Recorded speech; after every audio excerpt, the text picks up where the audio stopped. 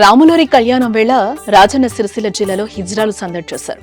రాజన్నను వరుడిగా భావించి వివాహమాడటం వేములవాడలో ఏడుగా కొనసాగుతున్న ఆనవాయితీ. ఏటా శ్రీరామనవమి సందర్భంగా రాజన్న సిరిసిల్ల జిల్లా వేములవాడలోని శ్రీ రాజరాజేశ్వర స్వామి ఆలయంలో శ్రీ సీతారామచంద్ర స్వామి కళ్యాణాన్ని అంగరంగ వైభవంగా నిర్వహిస్తారు. ఈ కళ్యాణ ఉత్సవానికి సామాన్య భక్తులతో పాటు అధిక సంఖ్యలో హిజ్రాలు, జోగినిలు హాజరవుతూ ఉంటారు.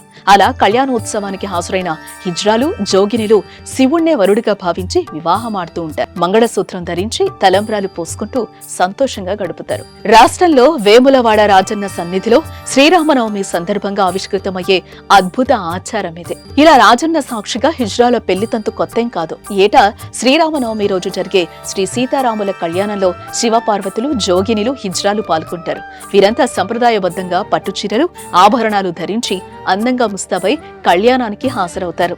తమను తాము రాజరాజేశ్వర స్వామికి భార్యలుగా భావించి వివాహ బంధంలోకి ప్రవేశిస్తారు. నెత్తిన జీలకర్ర వెల్లో, చేతిలో త్రిశూలం, మెడలో మంగళసూత్రం ధరించి పెళ్లి వేడుకలు జరుపుకోవటం విశేషం. ఆలయ ఆవరణలో జరిగే ఈ ప్రక్రియను ఆత్మ వివాహంగా పరిగణిస్తూ ఉంటారు.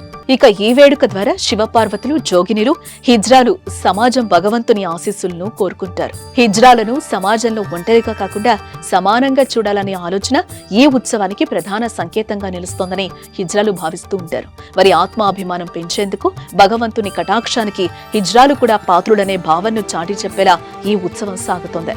భక్తికి లింగభేదం లేదని, దేవునికి ప్రతి ఒక్కరూ సమానమేనని ఈ వేడుకను ఏటా నిర్వహిస్తున్నట్లు హిజ్రాలు చెప్పుకొస్తున్నారు. అయితే వారం రోజుల పాటు వేములవాడలో వేడుకగా జరిగే ఈ తంతును చూసేందుకు రాష్ట్రం నలుమూలల నుంచి భక్తులు తరలి రావటం గమనార్హం. శ్రీరాముని కళ్యాణానికి తలంబ్రాలకు వస్తాము.